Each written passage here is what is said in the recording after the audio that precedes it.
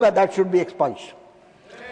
Honourable members, regarding notices 267, Honourable Deputy Chairman in the morning has already given his ruling.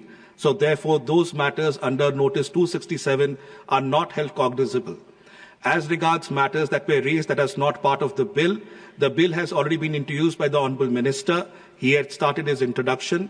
Therefore, any matters that do not pertain to the specific bill under consideration of this House do not form part of the record. I have given my ruling. Honourable Minister. Sir, आज राज्यसभा में national sports governance bills और national anti doping amendment bill दो विषय पर एक साथ में हम चर्चा करना चाहेंगे।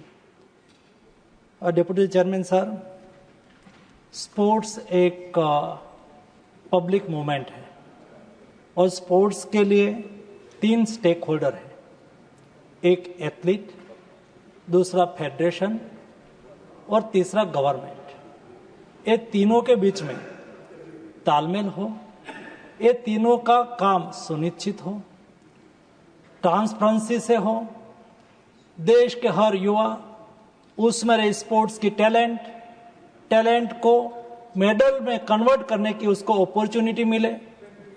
स्पोर्ट्स ए नेशन प्राइड भी होता है, स्पोर्ट्स स्टेट सब्जेक्ट भी है, स्पोर्ट्स नेशनल सब्जेक्ट भी है और स्पोर्ट्स इंटरनेशनल सब्जेक्ट भी है।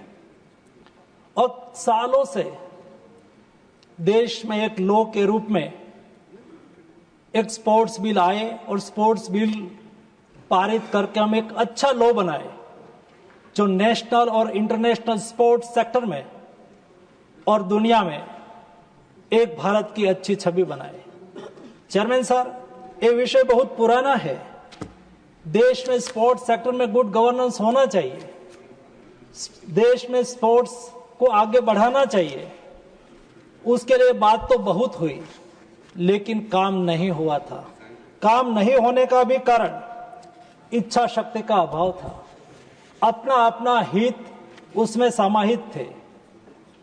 और स्पोर्ट्स सेक्टर में कई ऐसे पॉलिटिक्स हुए जिस वजह से स्पोर्ट्स में हम गुड गवर्नेंस नहीं ले पाए। डिप्टी चेयरमैन सर, ये देश में क्षमता की कमी नहीं है, ये देश में ब्रेन पावर भी है, ये देश में मैन पावर भी है। देश की 65% पॉपुलेशन बिलो 35 है, यानी कि देश युवाओं का देश है। लेकिन आज ओलंपिक्स में मेडल टैली में हम पीछे पड़ रहे हैं। हम मेडल टैली में और इंटरनेशनल स्पोर्ट्स में जो हमें परफॉर्मेंस करना चाहिए हमें नहीं कर पा रहे हैं। और इसलिए देश में एक लॉ लाना बहुत आवश्यक है।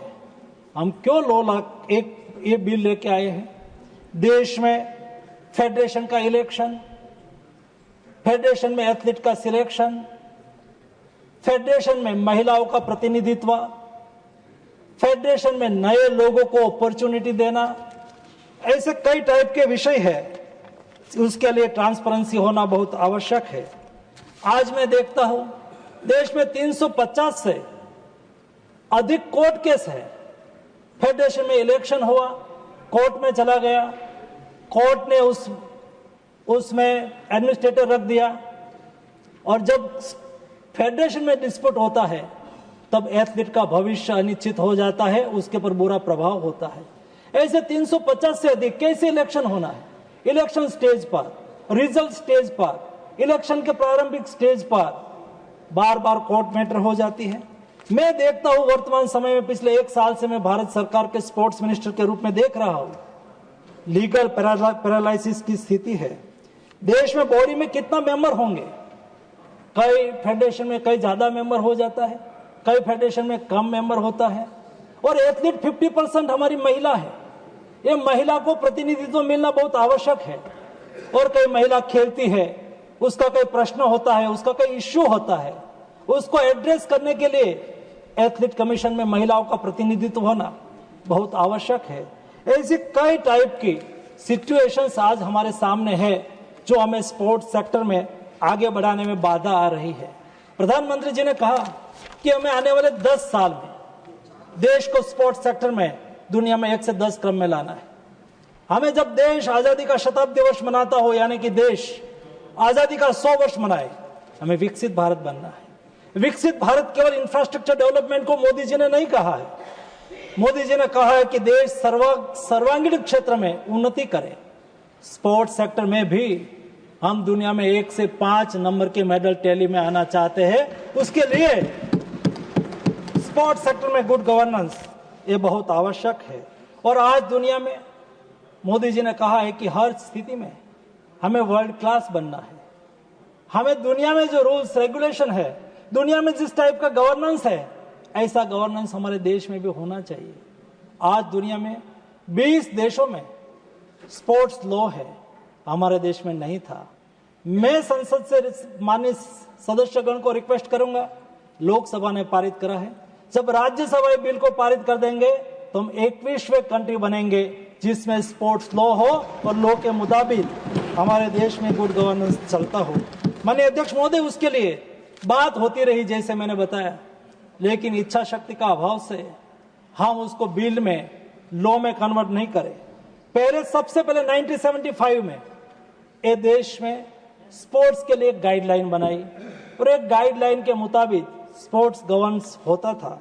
1985 में पहली बार 1985 में यानी कि आज से 30 साल पहले एक प्रयास हुआ, एक स्पोर्ट्स बिल का ड्राफ्ट बना, बट आगे नहीं बढ़ पाएगा। 2011 में एक स्पोर्ट्स कोड बनाया गया, वो भी कोर्ट में चैलेंज हो गए, उसके पर कोई नतीजा नहीं निकला। 2011 में उसको एक बार कोशिश करी गई कि हम स्पोर्ट्स बिल को कैबिनेट में लाए, लेकिन कैबिनेट तक नहीं पहुंच पाया था।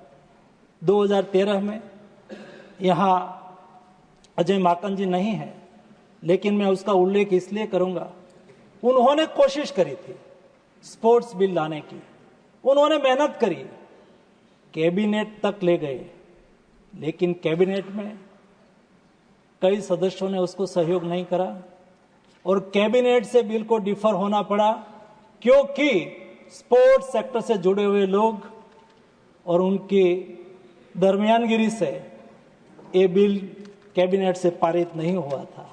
और उनके बाद 2017 में एक नया स्पोर्ट्स कोड को ड्राफ्ट करा गया, उसको भी कोर्ट में चैलेंज करा गया और 2019 में एक कोर्ट की कमेटी ने उसके ऊपर डिटेल अध्ययन करने के लिए कहा, लेकिन वो आगे नहीं बढ़ पाया।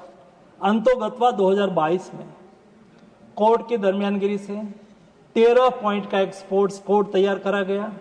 ये स्पोर्ट्स कोड के तहत आज स्पोर्ट्स गवर्नेंस हो रहा है, लेकिन मोदी जी की इच्छा शक्ति का ये परिणाम है। मोदी जी ने कहा कि हमें स्पोर्ट्स सेक्टर में आगे बढ़ने के लिए स्ट्रक्चरल रिफॉर्म करने की आवश्यकता है और स्ट्रक्चरल रिफॉर्म करें, हम एक के बाद एक सीक्वेंस में करें। जब आज से 11 साल पहले मोदी जी ने जब से देश के प्रधानमंत्री के रूप में काम करना चालू करा, स्पोर्ट्स की एक इकोसिस्टम क्रिएट करने के लिए देश में खेलो इंडिया नीति लाया। खेलो इंडिया कार्यक्रम से आज देश में स्पोर्ट्स एक मूवमेंट बनी।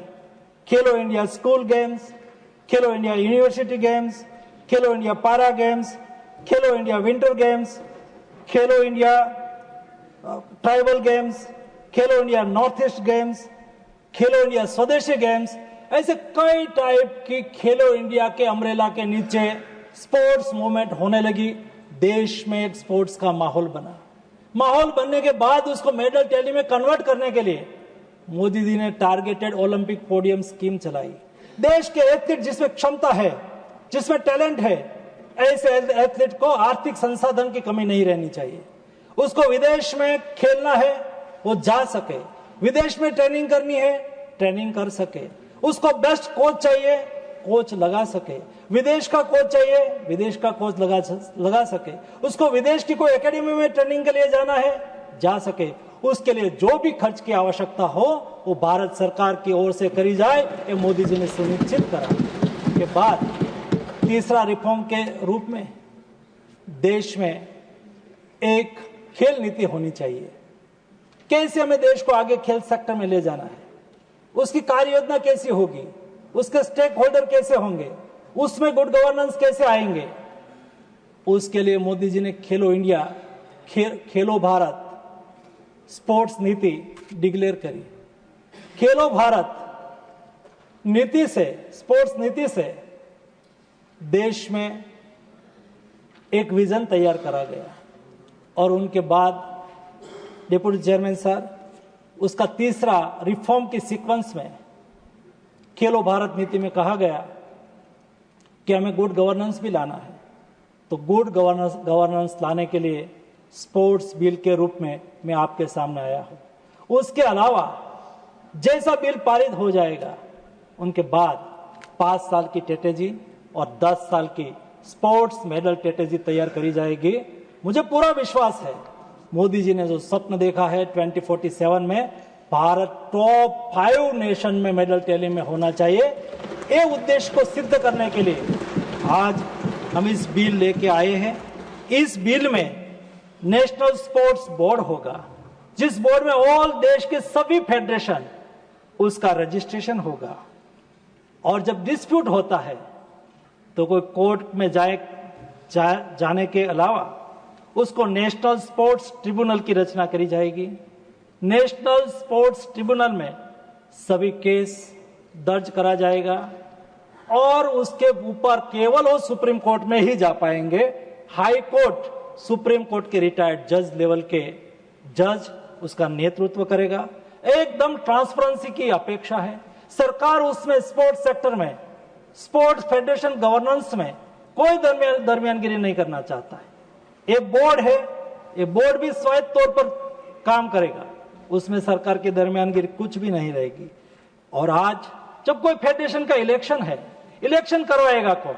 जिसको इलेक्शन का अनुभव है, जिन्होंने कभी न कभी कोई न कोई इलेक्शन कराए हैं, ऐसे लोगों को आइडेंटिफाई करके नेशनल स्पोर्ट्स इलेक्शन पैनल करी जाएगी। ये नेशनल स्पोर्ट्स इलेक्शन पैनल में से ही किसी को नॉमिनेट करके कोई भी फेडरेशन अपना पारदर्शी इलेक्शन करवा पाएगा, उसमें सरकार की कोई दरमियानगिरी नहीं रहेगी। इलेक्शन कमीशन ही ये सारी व्यवस्था, इलेक्शन कमीशन के तर्ज पर ये नेशनल स्पोर्ट्स इलेक्शन पैनल रहेगी।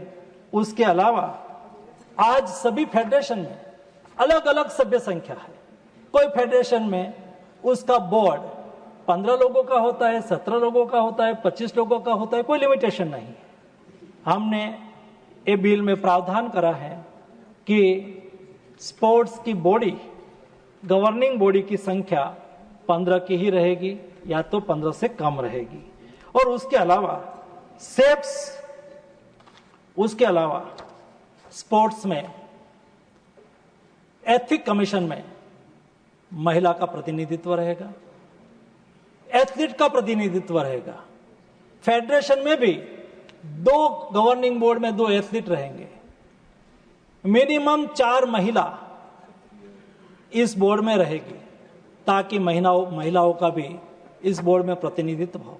एकदम पारदर्शिता के साथ देश के सभी एथलीट को जस्टिस मिले, अपनी क्षमता के आधार पर परफॉर्मेंस करने की अपॉर्चुनिटी मिले, गुड गवर्नेंस हो, सरकार सपोर्टिव रोल में रहे, ओलंपिक चार्टर का पालन हो, अच्छी तरह से गुड गवर्नेंस हो और देश स्पोर्ट्स सेक्टर में आगे बढ़े, उस उद्देश्य के साथ ये बिल लाया गया है। और उसके अलावा यह national anti doping amendment bill है। हम नेशनल डोपिंग अमेंडमेंट बिल वाडा कोड को अलाइन करने के लिए लाए हैं। उसमें ट्रांसपेरेंसी हो, नाडा को स्वायत्तता मिले, उसमें कोई इंटरेस्ट ऑफ कॉन्फ्लिक्ट ना हो और देश में डोपिंग के खिलाफ हम मूवमेंट अच्छी तरह से कर सके। इस उद्देश्य को सिद्ध करने के लिए national anti doping amendment bill भी उसके साथ लाए हैं। दोनों बिल पर माननीय सदस्यगण विचार करें और पारित करें, यही अपेक्षा। धन्यवाद। Thank you. Motions moved the National Sports Governance Bill 2025 and the National Anti-Doping Amendment Bill 2025. are now open for combined discussion. I'll now call upon the members whose names have been received for participation in the discussion. Shri Narhari Amin ji.